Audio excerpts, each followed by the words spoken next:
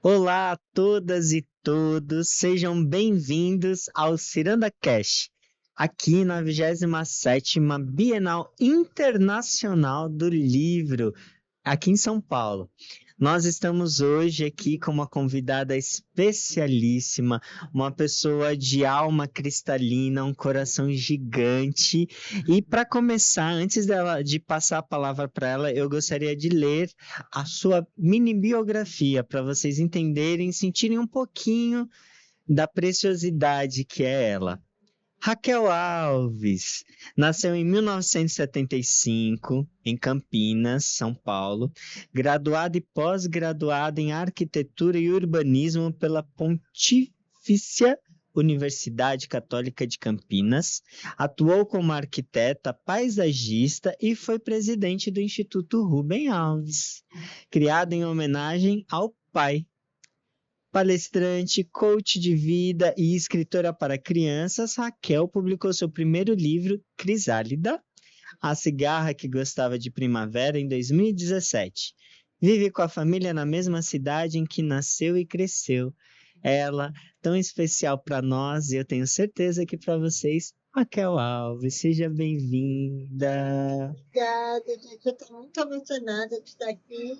É a minha primeira participação em uma Bienal. Uau. Já tinha visto meu pai, outro escritor, né, autografando livros, e eu falava, puxa, isso é coisa para escritor famoso, né?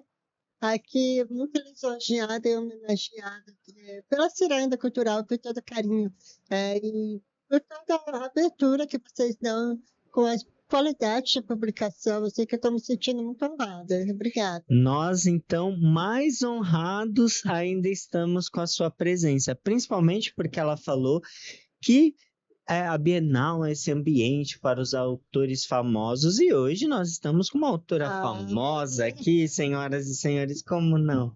A Raquel, para quem viu aí na nossa biografia, ela é filha do Rubem Alves, um dos maiores educadores do nosso país, uma pessoa que é referência para muitas professoras e professores nesse, não só no nosso país, assim, o Rubem Alves é estudado até lá fora, né, Raquel? Sim, Foi a pessoa que trouxe esse ser à luz e que, junto com a sua mãe, obviamente, fizeram o processo de educação da menina Raquel. Você sempre foi apaixonada por livros, assim como seu pai, Raquel? Como que é esse começo da menina Raquel?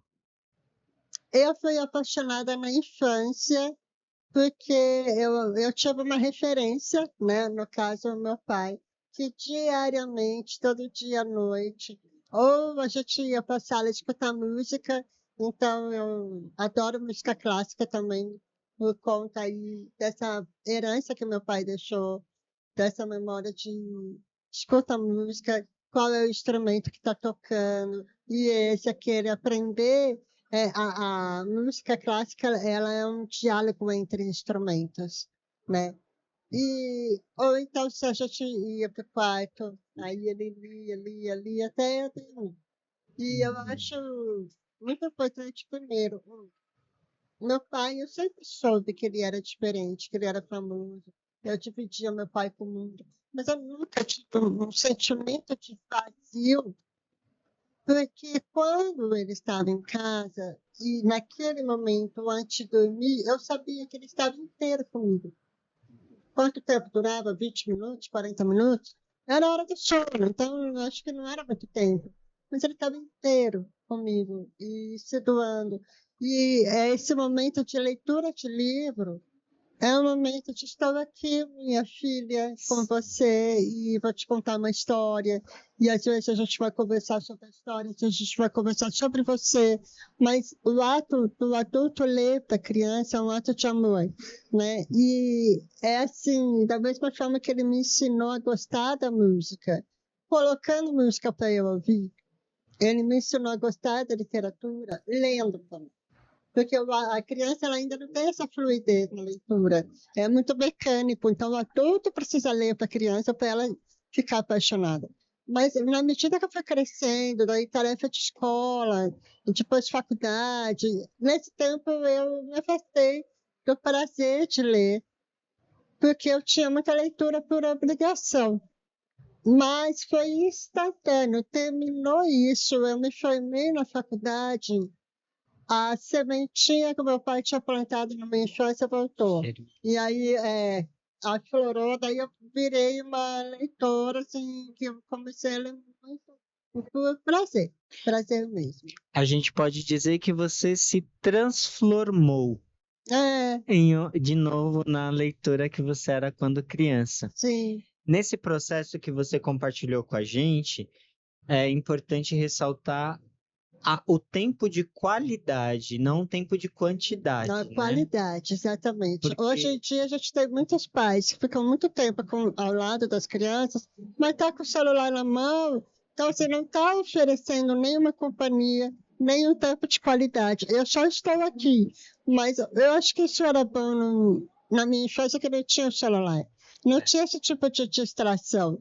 Então, quando meu pai estava do meu lado, ele estava olhando para mim, a minha mãe olhava para mim, né? E é isso mesmo, é tempo de qualidade. Pode ser um tempo curto, para a criança já basta. falando nesse tempo de qualidade, em histórias, literatura Rubem Alves, Raquel Alves, a gente tem aqui um título que eu sei, porque um passarinho, uma passarinha me contou, que foi uma das obras, né, inspiradas nessa relação pai e filha, A Menina e o Pássaro Encantado, um texto do Rubem Alves, né? Aqui publicado pelo Ciranda na Escola com as ilustrações belíssimas da Fernanda Rodrigues. E eu queria que você contasse um pouquinho, Raquel, dessa menina e desse pássaro. Como é essa história na sua jornada de vida e quem são essas personagens que o seu pai traz do Isso aqui livro? é a história da história, A né? história da história. Como eu comentei, eu sabia que meu pai era diferente. Antes desse pai educador, ele sempre foi teólogo, precursor da teologia da libertação. E ele tinha uma ligação, eu não sei exatamente qual, com o Conselho Mundial de Igrejas. E ele rodava o mundo dando palestras. Ele era muito respeitado como teólogo, precursor da teologia da libertação. Então, e por conta disso, ele era convidado para dar aula fora do país. E ele ia muitas vezes para os Estados Unidos, onde ele fez o doutorado dele, e aproveitando aí um tempo de afastamento do Brasil, na época da ditadura militar, que não estava fácil para ele. E ele plantou, por falar em plantar sementes, ele plantou uma sementinha que enraizou lá. E aí eu nasci, não participei desse tempo dos Estados Unidos, eu nasci ele já tinha voltado para o Brasil, mas ele continuava indo. E ele passava 2, 3 meses fora. E eu acho que é importante a gente lembrar que naquela época não tinha internet. E não Exatamente. tem internet, não tem, imagina, WhatsApp, não tinha nem Skype, né? Era carta e telefone, que era super caro, então a família ficava rodeando o telefone, esperando a hora que ia tocar, e a gente tinha que repartir, falar, agora fala você, fala rápido, tipo, sou eu. Era assim que funcionava, então a relação de saudade doía muito. E eu, que tinha uma ligação enorme com meu pai, sofria. E ele já estava me preparando para uma dessas partidas. E eu chorava muito. Falei, não, mas eu vou trazer aquela boneca que você me pediu. Vou trazer, sei lá, patinho. Mas nada disso me interessava. Eu queria meu pai. A presença. É. E, e aí nasceu a história de uma menina que tinha como seu melhor amigo, um pássaro.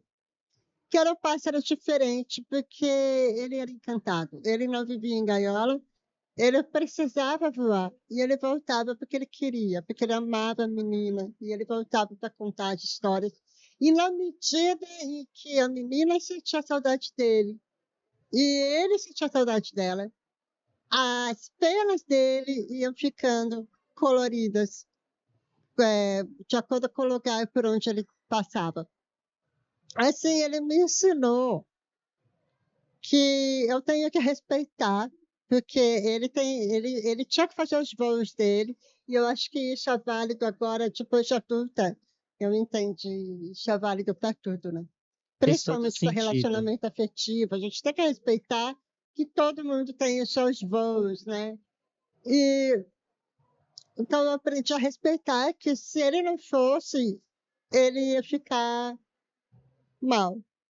Na verdade é essa, né? Ele precisava daquilo. É a missão dele, né? Era a missão dele. E essa foi a analogia que ele encontrou para me ajudar a lidar com a saudade.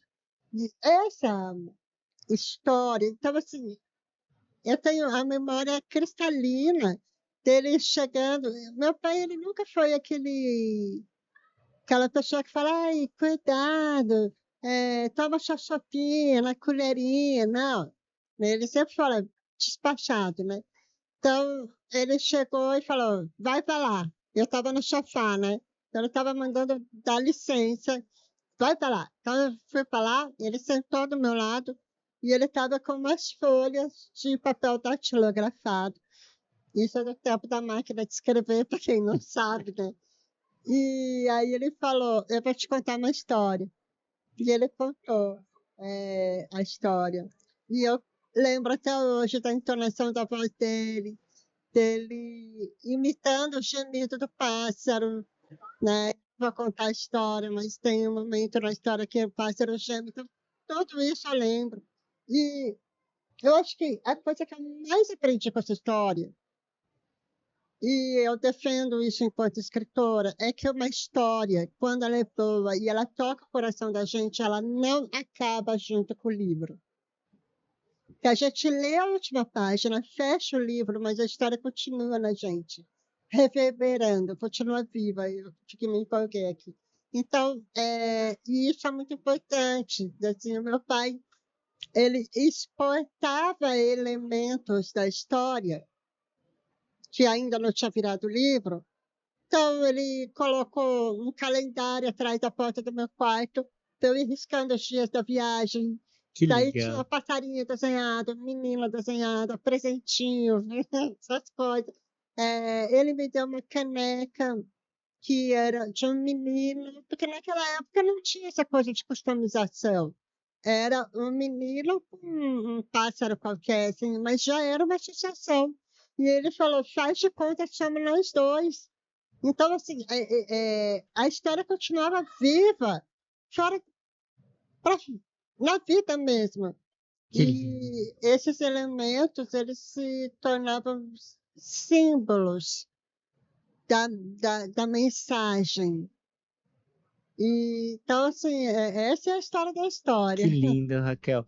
Você, curiosidades aqui, que eu tenho certeza que quem está ouvindo e vendo deve pensar como eu. Você tem essa história original datilografada ainda ou isso se perdeu com o tempo? Não, porque eu acho que era uma coisa, nem sei como que funcionava na época, se ele não entregava um original para uma editora, Uhum. se ele tinha uma cópia, não sei, eu não tenho, Não infelizmente eu tem. não tenho. E esse foi o primeiro livro infantil da obra do seu pai, A Menina e o Pássaro Então, Encantado? isso tem uma divergência entre nós dois, eu digo assim, entre eu e meu pai, a gente não se equalizou, porque para mim não é a primeira história. Para mim nasceram outras antes, mas ele afirma que é. Só que na minha cabeça não é. Mas, assim, porque o que acontece? Quando eu estava nessa idade de 6, 7 anos, que foi quando eu comecei a vivenciar bullying, comecei a fazer mais cirurgias, então eu tinha mais desafios. As histórias pipocaram uma atrás da outra e saíram em sequência. Eu tenho cá para mim que antes da Menina e o Pássaro veio a história chamada Como Nasceu a Alegria, que vai sair pela Ciranda Ah, daqui a tá. pouquinho também. Mas ele dizia que não, que era a Menina e o Pássaro a primeira. Então, Talvez no coração dele, por ter dedicado a você, essa tenha sido sim a primeira história, né? pode ser. A Como Nasceu a Alegria também foi para mim. Aí, ó. É, então, mas enfim, não sei. Coisas que só o tempo e as memórias, né, É, podem dizer pra gente responder. né? Por falar em primeiros, né? hoje sua primeira Bienal como autora, né? Isso é É, muito especial e a gente é muito honrado de ter a Raquel na nossa editora e que essa primeira obra tua que chega na Ciranda Cultural e nos lares dos leitores, O Mistério dos Cucos, lindamente ilustrada pelo Elton Caetano, né? Um mineiro e publicado aqui pelo selo Ciranda na Escola. Queria que você contasse um pouquinho dessa história para gente, para deixar aqui os ouvidos e os olhos de todos que nos estão acompanhando. sim. Quem é a escritora Raquel Alves, né, nessa sua estreia aqui pelo Ciranda na Escola, através dessa história, O Mistério dos Cucos. Você conta Né? um pouquinho para gente desse livro?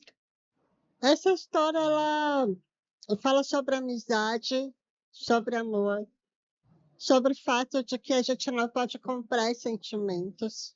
Eu acho que o sentimento, ele é igual voo de pássaro. O passarinho só voa quando ele quer. É por isso que se chama passarinho? É por isso que eu chamo É, passarinho. só voa quando quer. E o sentimento, ele funciona assim, ele só vem, aparece quando quer. A gente não pode invocar o sentimento, nem de amizade, nem de amor. Não pode, né? Amor, eu digo, amizade é um amor, mas o amor afetivo de relacionamento, né? E então eu pensei numa coisa, onde é tudo igual, relógio curvo, é tudo igual, sem vida. A gente não é assim. Nós somos iguais apenas enquanto cidadãos de direito. Mas enquanto humanos, nós somos essencialmente diferentes. Então, acontece um mistério. E Não é, revele o mistério, por um favor. mistério e aquilo que era igual fica diferente. Sim. E as casinhas, então, elas ficam ocupadas misteriosamente por pássaros diferentes. Eu acho que todo mundo tem que ler a história. Mas o que acontece é que essa coleção aí de relógio Coco, ela está dentro de uma loja de brinquedo. E as crianças iam para comprar brinquedos na loja. E elas escutavam. Só que enquanto elas escutavam os cocos todos iguais, era uma coisa mecânica. Quando ela começou a escutar passarinho diferente, ela falou assim: Nossa, tem um piado ali que me chamou a atenção. Por favor, eu posso ver? E aí, quando a criança aparecia para ver, o passarinho vinha, pousava no ombro da criança. E aí se estabelecia é, uma amizade. Então, é assim que nasce o sentimento. Não importa qual é a casinha que você mora, não importa qual é a sua cor, não importa. Então, assim, a gente não precisa falar da criança de classe social, de recorte social, de respeito às etnias, mas se a gente falar que o sentimento ele nasce de um lugar profundo e que a gente não tem como controlar a natureza do sentimento, a gente só controla o comportamento da gente, mas o sentimento ele aparece como voo de passarinho. E, Justamente. então é isso que faz a amizade valer a pena. Não se a sua casa é bonita ou se ela está desbotada. Não é o bairro que você mora. Não é a sua aparência. E eu acho que reflete muito de mim. Né? Assim, eu estou sempre, de alguma forma ou de outra, falando que existe uma Raquel para além das aparências, para além da Raquel com lábio leporino, para além da Raquel com deficiência visual, eu sou muito mais do que isso. Né? Então, e é esse muito mais que faz eu valer a pena, eu acho. E assim, para mim é assim com todas as pessoas. Então, é essa a mensagem dessa história. Mas eu acho que quando a gente dialoga com crianças, a gente não tem que falar as coisas muito claras. A gente não fala de racismo, por exemplo, falando de uma criança branca brincando com uma criança que é negra, ou de homossexualismo, falando de uma criança que gosta da outra, que é igual. Não, não é assim que fala, sabe? A gente fala por meio de símbolos e as crianças captam, elas captam. Elas entendem Elas essa entendem. linguagem do amor, né? O É, livro, a literatura é essa linguagem do amor. Assim como você, a sua obra, a obra do seu pai, só de te ouvir falar do livro O Mistério dos Cucos, a gente já sente as suas origens, as suas referências. Então, quero aqui nesse momento, nós estamos encerrando com o coração apertadinho, mas por conta do tempo, te agradecer por esse encontro, eu que esse agradeço muito a momento você e especial. estou muito feliz de estar no Ciranda Cast, estou muito chique, né? E o trabalho de vocês é maravilhoso. Literatura é um ato de amor e vocês espalham literatura, então ciranda cultural, ciranda na escola é por amor. Com certeza. E é muito bom estar nessa ciranda de mãos dadas com você. Amém. Um Obrigada. beijo a todos os ouvintes, telespectadores e até um próximo. Até a próxima. Tchau, tchau. Tchau.